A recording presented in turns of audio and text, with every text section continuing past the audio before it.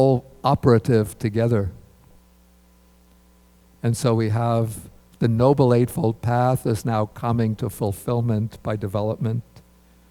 And then while he's developing the Noble Eightfold Path, then the 4 foundations of mindfulness come to fulfillment by development. The 4 right kinds of striving, or the 4 right efforts, come to fulfillment by development. Everybody knows what the 4 right efforts are?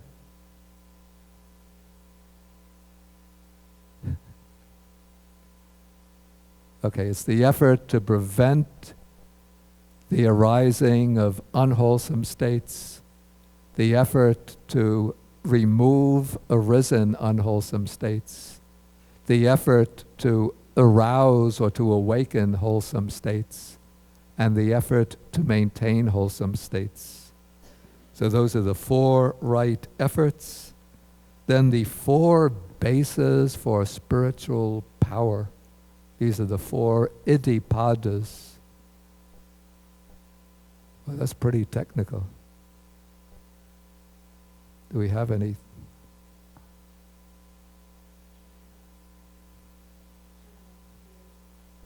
Go on, you're doing good.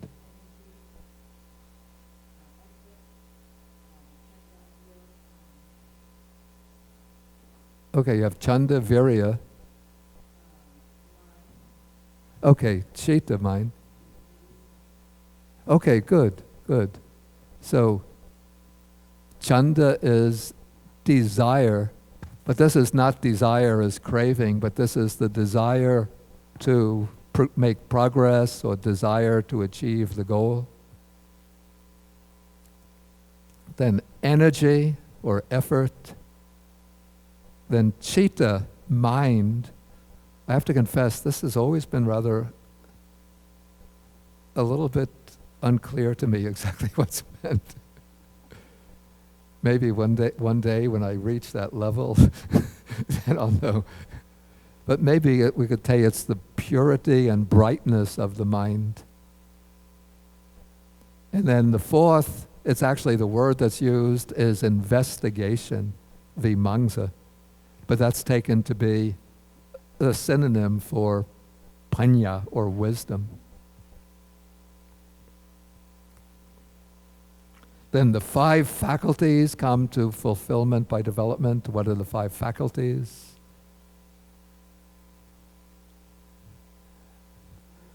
Fellows, we're almost at the end of the Majjhima Nikaya. Maybe we have to go back and go through it again. You've been answering too often. Okay, you can. Yeah. Okay, good. Faith, energy, mindfulness, concentration, and wisdom. Those are the 5 spiritual faculties. Then what are the 5 powers? That's a tricky one.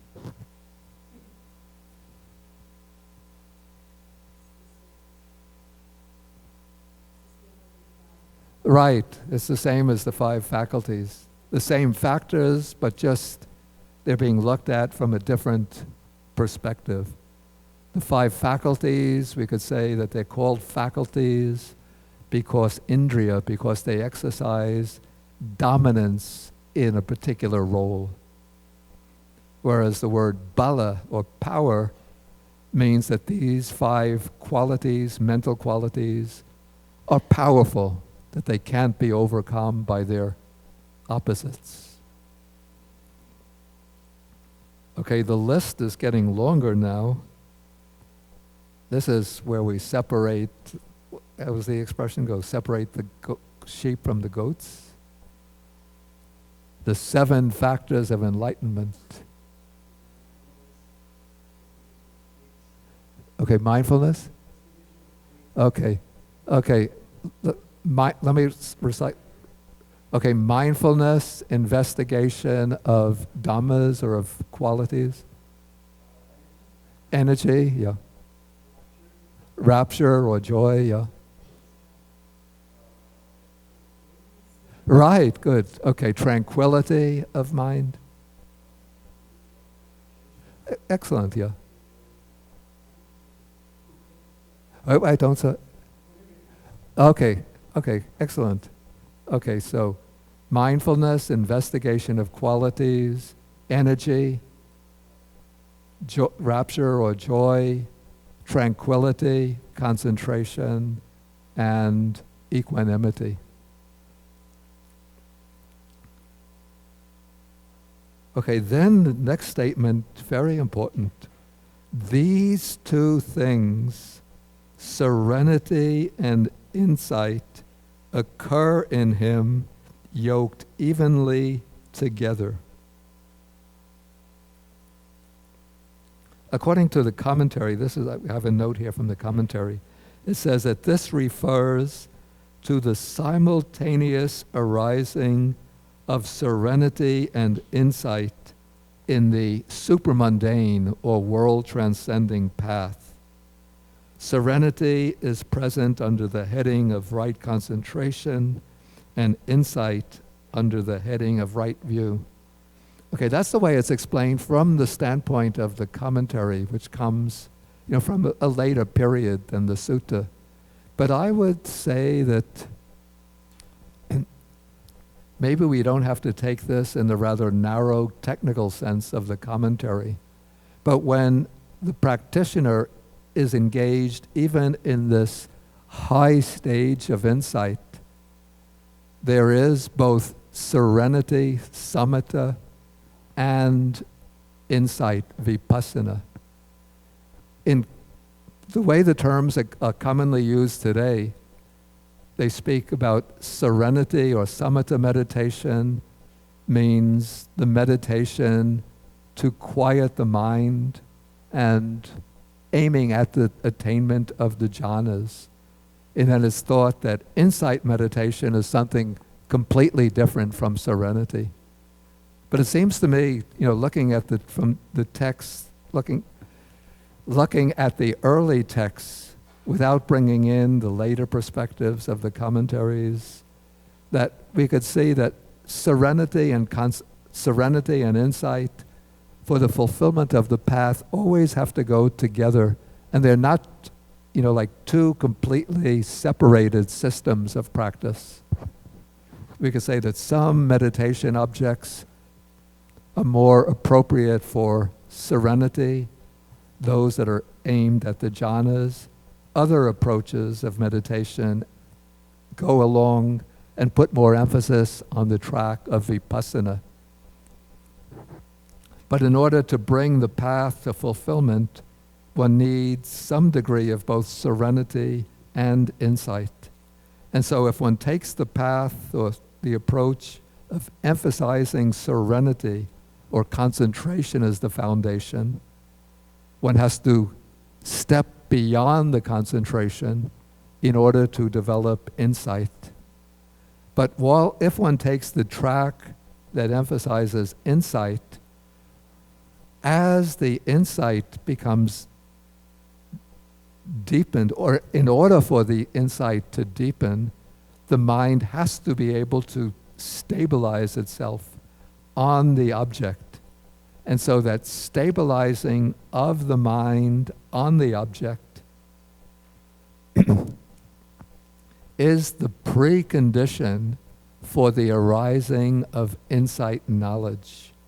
And that stabilizing of the mind on the object can take place either by first developing samadhi and then using that concentrated mind, turning it in another track and contemplating the nature of phenomena,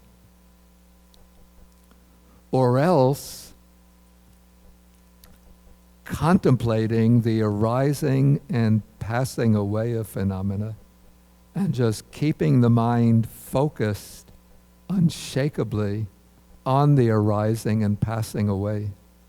And as the mind stabilizes on the observation of arising and passing away, that itself is the samatha or serenity coexisting with the contemplation of insight.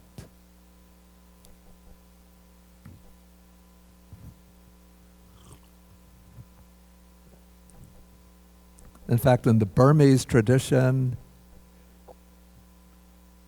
I think stemming from Mahāsal Sayadaw, maybe it was U Pandita who introduced this term vipassana jhanas, which I don't particularly like because it mixes up two discrete concepts.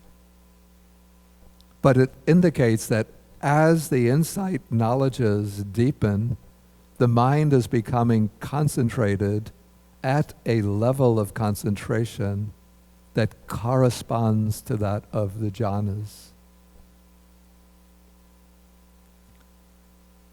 Okay, the situation that the Buddha is discussing here,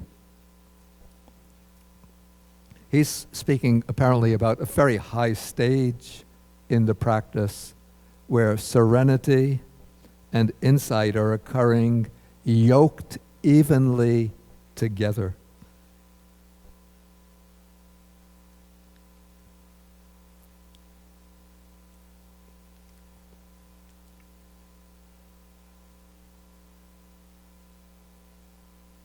Okay, now what comes next, I would now put a new paragraph break here. Because this, what comes next, I would say, is indicating the world transcending or supermundane level of realization. So now it says, he fully understands by direct knowledge those things that should be fully understood by direct knowledge. He abandons by direct knowledge those things that should be abandoned by direct knowledge. He develops by direct knowledge those things that should be developed by direct knowledge. He realizes by direct knowledge those things that should be realized by direct knowledge. This statement, if you're familiar with the full first discourse of the Buddha, the turning of the wheel of the Dharma, in the first discourse, the Buddha doesn't just explain the Four Noble Truths. That's only the first part or second part of the sutta. But in the next part, he speaks about the functions or tasks that correspond to each of the Four Noble Truths. So he says that the noble truth of suffering should be fully understood. The noble truth of the origin of suffering should be abandoned. The noble truth of the cessation of suffering should be realized, and the noble truth of the way to the cessation of suffering should be developed or cultivated. And so here, this statement is in a way echoing or mirroring that particular passage in the Buddha's first sermon.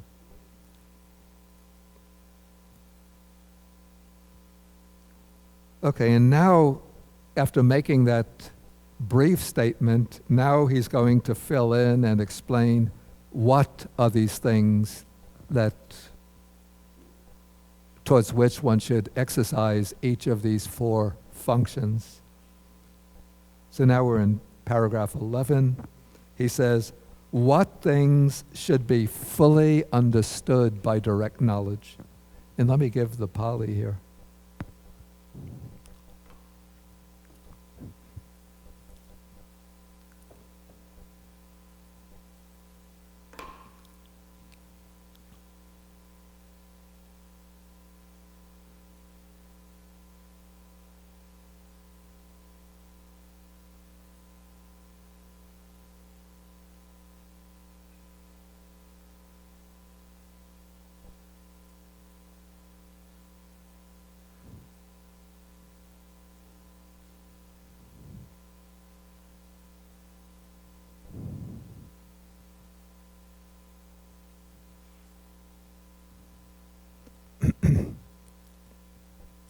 Okay, so the what's translated full understanding, it comes from the prefix pari, which gives a sense of fullness, then Nyaya is from the verbal root Nya, which means to know.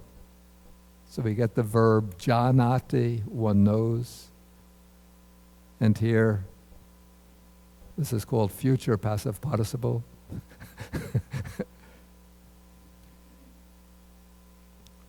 And so what are the things to be fully understood by direct knowledge? And so the answer to that is the 5 aggregates which are bound up with clinging, subject to clinging. Then he just enumerates them. The material form, physical form aggregate, the feeling aggregate, the perception aggregate, the mental formations, or this is sankhara khandha, the volitional activities, and the consciousness aggregate. Okay, what are the things that should be abandoned by direct knowledge? In the second noble truth, the Buddha keeps it simple, and he just says craving, tanha. But here, I think because he's going to a deeper level, so he says what should be abandoned by direct knowledge are ignorance and craving for existence, the craving for repeated existence. And then what are the things that should be developed by direct knowledge? In the first sermon, the Buddha says it's the Noble Eightfold Path that should be developed.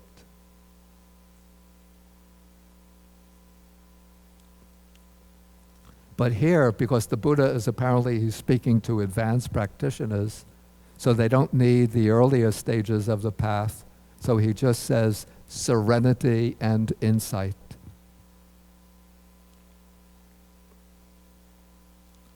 And then what are the things that should be realized by direct knowledge? So that is, here it's given true knowledge. Is there any such thing as false knowledge?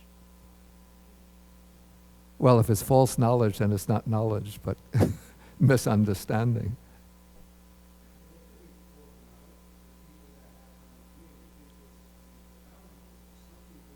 Yeah, I would call that misunderstanding or the conceit of knowledge. But this is the simple Pali word is vijja. So we have true knowledge. Now I would prefer to use maybe clear knowledge or complete knowledge. Vijja.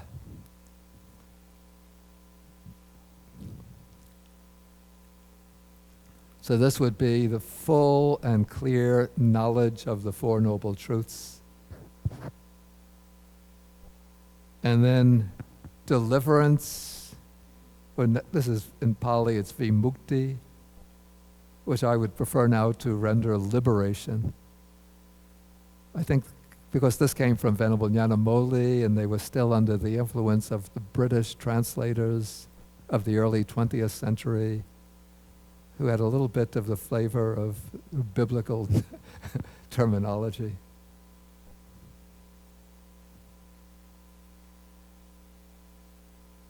Okay, so clear knowledge and liberation, these are the things that should be realized by direct knowledge.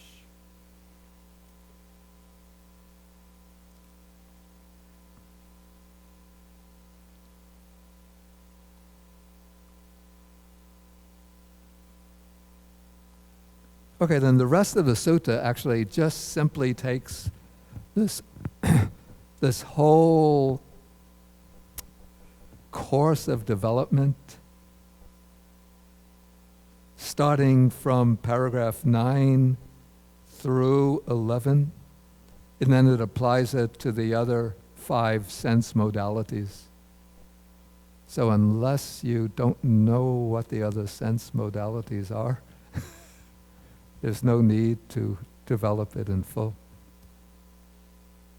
I think, but we have to remember probably the early generations of monks who learned the you have to remember the discourses were not written down for 400 years, 300, 400 years. And so they were transmitted orally and had to be memorized. And so in order to imprint the text on the memory bank, the reciters would certainly have recited each passage in full. But now with the invention of the printing press, we've gotten lazy. But if you want to really develop your mindfulness, you could recite the whole thing, going through each sense base. Okay, maybe we have some time for questions now. Ravi, did you have your hand up?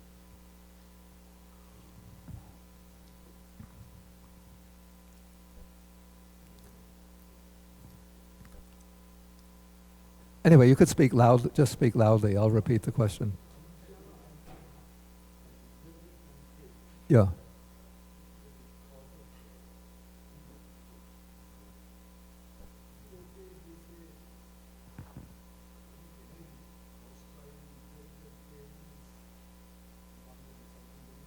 I'm not kidding.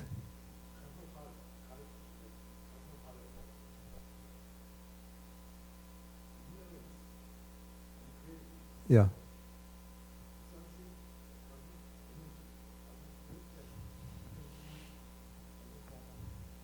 Of course, the karma continues, but the karma itself is not the driving force, because everybody has accumulated karma. Even the arhat has accumulated karma. But the arhat eliminates craving and ignorance, and so then the karmic energy, whatever remains, the karmic energy that's due to ripen in that life will continue to ripen. But with the passing away, because ignorance and craving are eliminated, then there's no further opportunity for the karma to ripen. Oh, I see. I would say what goes from life to life is the stream of consciousness. And the karmic energy, you could say, is embedded within that stream of consciousness.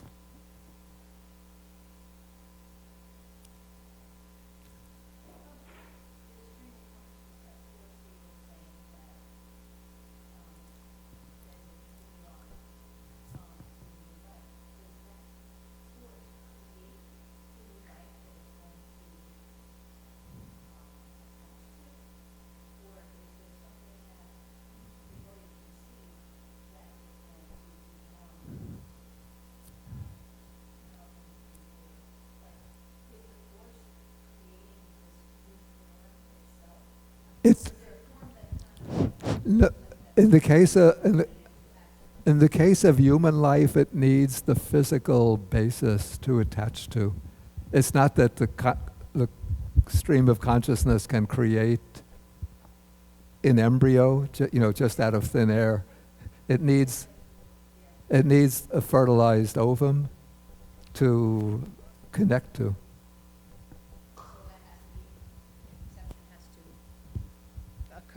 I think I'm talking loud enough, right? So the conception is there and then it attaches Yeah. to it. Now, in another existence, not human Yeah. or animal, I guess, would be the same kind of thing. In the case of animals, it would be the same as human. Yeah. At least the mammals, it would be the same. In other realms, is it the same kind of thing? Or it doesn't really... Yeah, I understand what you mean. In the case of certain other realms of existence, like the heavenly realms, probably the hell realms, the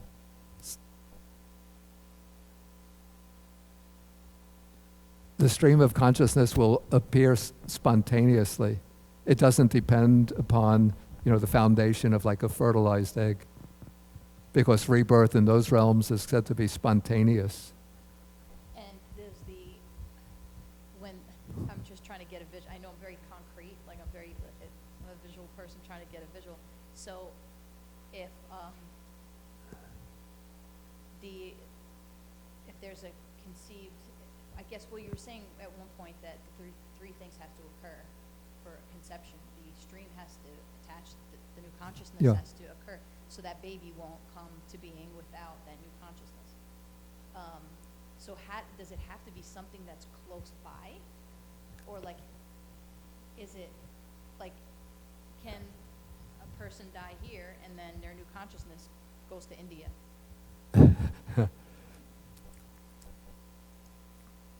Of course, this is something I don't have first-hand experience with. But I'm like... no, I understand the question. There have been some people who have done research on these cases of children who, when they're able to start speaking, can identify their past life. Usually, but in these cases, it's usually what has happened is that the person in the past life died prematurely, usually in an accident. And in those cases, the person in the previous life was living pretty close to the place where the person has taken the rebirth. My supposition is, I don't know, but I would think that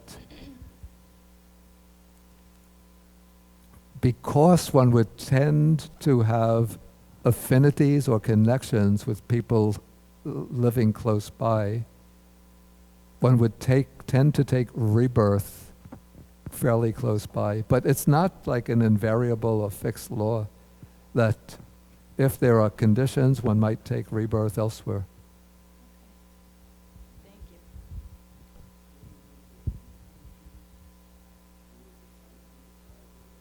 you. Yeah.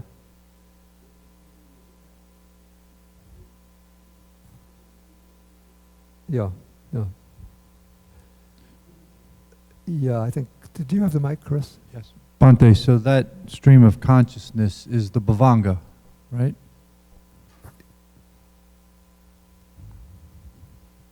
This gets into rather technical areas. Okay, let's just, to keep it simple, we'll say that's the bhavanga. But the bhavanga is an abhidhammic term.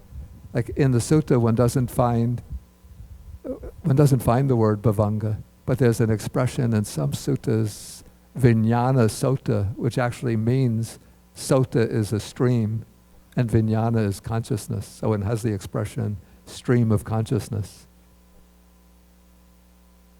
Okay, Alvina and Kim.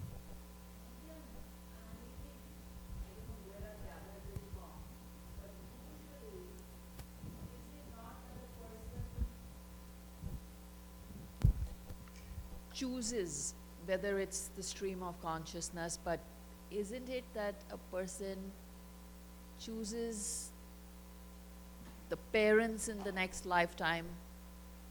One knows that this is the experience I need.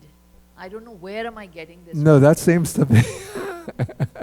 It's not like when you mention spontaneous, that spontaneous is going into the other realms. Yeah, But for this realm, yeah. the stream of consciousness is fairly aware to know the experience it needs for it to continue. It's not that we get born as an animal. It doesn't happen, it's not as random as that. It's not that I would go into just about any place in my next lifetime and start my whole stream of consciousness experience all over again. I don't know where I'm getting this from, but I don't think it's as random as that. It's not Excuse me? I don't think it's as random as that. Yeah, the idea that one chooses one's parents or one chooses one's next life. That seems to be like I would call it a popular misconception. Okay. There's no choice involved, but I would say that maybe what's involved is a karmic affinity, a karmic connection, or a karmic connection of some kind. And it's not that the process of rebirth is a kind of educational institution in which we are learning lessons from one life to the next. Of course we can, but not necessarily. So what I would say is the karmic, or the process of rebirth, it's maintained by the karmic connections, karmic affinities, but not by conscious choice. Like some people are not, I wouldn't say born more aware. Born what? I wouldn't say are born more aware, but some people have a different level of consciousness than some other creatures would. I mean, that's a given thing. I mean, I wouldn't question the consciousness of say a pet dog. Of a what? I wouldn't question the consciousness of a pet dog versus a wild animal versus myself. But there is a different level of consciousness available at different levels. So I mean, there are very vast gradations of consciousness among between living beings of different types.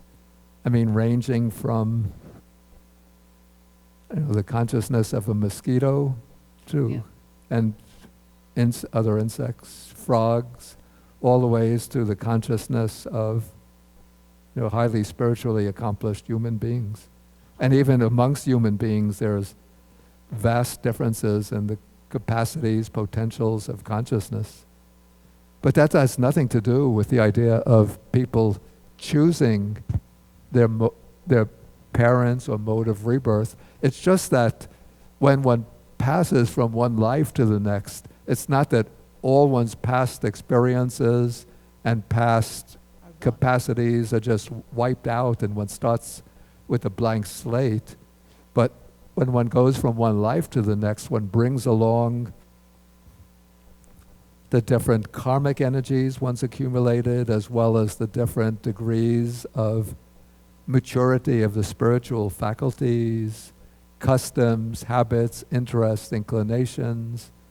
All of this is carried along from one life to the next. But you don't believe that there is any order to where a person is born or what their next life is based on your current life? Based on? On your current life. There is an order based on the current life. It's just what I'm saying is that it's not the case that one consciously chooses the next form of existence. It occurs, you could say, through the unfolding or operation of a natural law. Again, I'd illustrate this a little grossly, but a little inaccurately. If I throw a rubber ball against that wall at a particular angle, it will deflect off that wall, bounce off that wall at a particular angle. It's determined by the laws of physics. So its motion is not random, but the ball doesn't consciously choose to move off in that direction. But because I throw it with a certain force at a certain angle, it will deflect at a corresponding angle.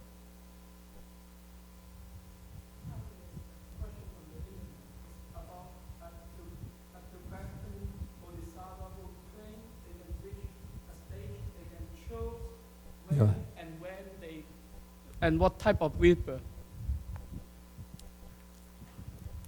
Perhaps this may be the case. I mean, again, it's something that lies beyond my capacity to say. And this is within the Tibetan system. But then I don't even know in the case of, say, like the Dalai Lama, whether he actually, from his previous 13th Dalai Lama, whether he actually consciously chooses where he's to be reborn. But it seems he has some foreknowledge of where he'll be reborn, because I think he left, in some of these highly advanced lamas, they leave certain indications to their disciples of where to look for their new incarnation. But that doesn't imply necessarily that they take their next rebirth through a conscious choice. It's just that they might foresee where they're going to be reborn.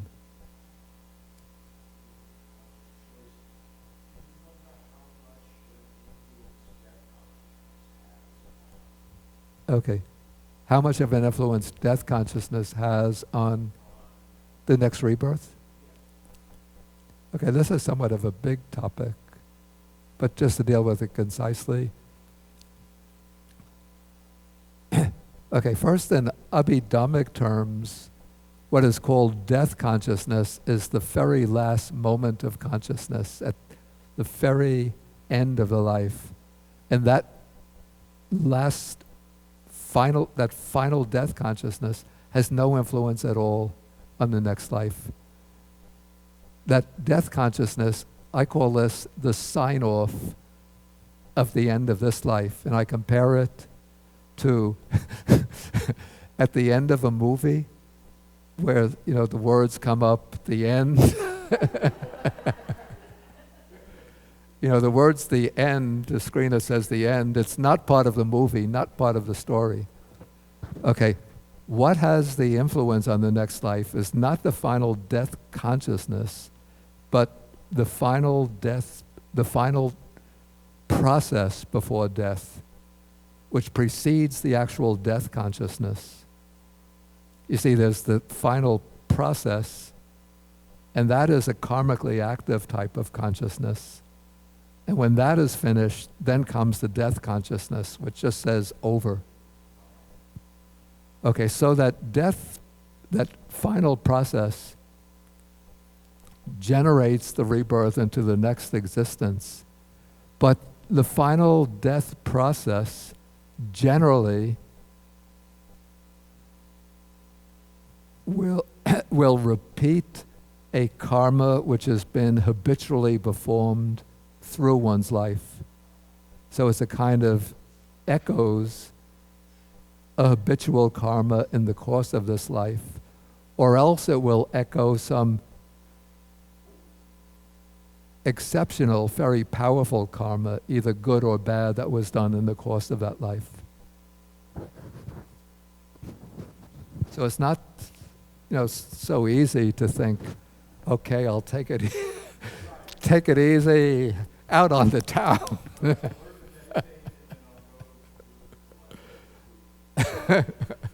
So I'll live it up now. And then when I enter into the death process, then I'll be really virtuous.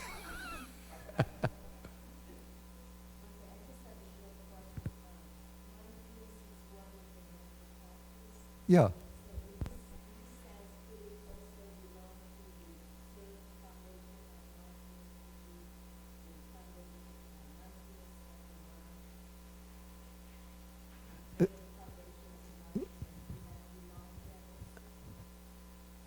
In relation to what? Yeah. Of course, mindfulness of the mind is the third foundation of mindfulness. But the point I was making during the class was simply that, or the point was that in the passage which is speaking about knowing and seeing the eye, ear, nose, tongue, and so forth, this corresponds to the fourth foundation of mindfulness, because one of the sets within the fourth foundation of mindfulness is contemplation of the six sense bases. Okay, I think we'll have to end for the day. I know I said we would take 2 suttas today, thinking this is short, just 1, 2, 3 pages. But the sutta that comes after is really very simple.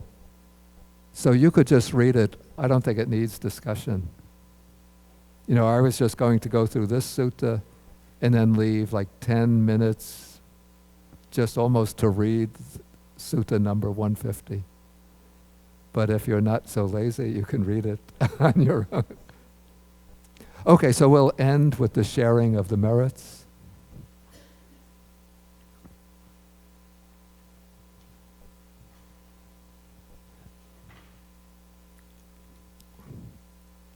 And then we have the class next week. That's May 7th.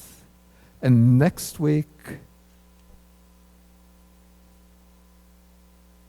shall I aim to take Sutta 151 and 52? Well, Well, what I could do, I could say, like I said last week, we'll aim to take 151 and 152. If we don't complete it, then we'll do 151 and then 152 the following week. Okay, so let us share the merits. Akasata chabumata deva naga mahidika punyantang anumoditva chirang rakantu sasanang akasata chabumata deva naga mahidika punyantang anumoditva chirang rakantu desanang akasata chabumata deva naga mahidika punyantang anumoditva chirang rakantu mang parang etavatacham hehi sampadang punya sampadang sabbe devanumodantu sabba sampati siddhya etavatacham hehi sampadang punya sampadang sabbe bhutanumodantu sabba sampati siddhya etavatacham hehi sampadang punya sampadang sabbe satanumodantu sabba sampati siddhya Bhavagopadaya avici hetato etantare satakayupapana rupya rupicha sanya sanyino dukkha pamuchantu pusantu nibuting.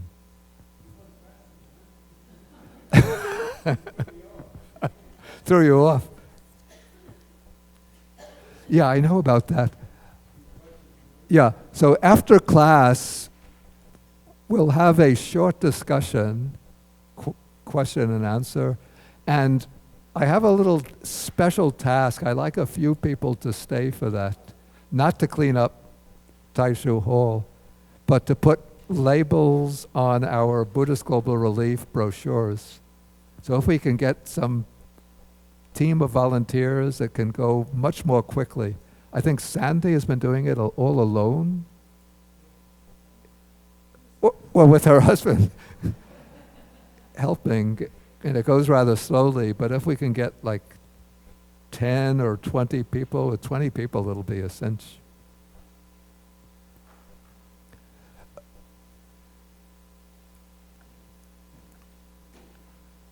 Okay, so let us end with three half bows to the Buddha.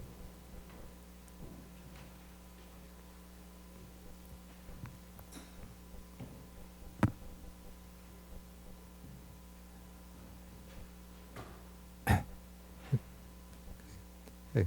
1, 2, 3.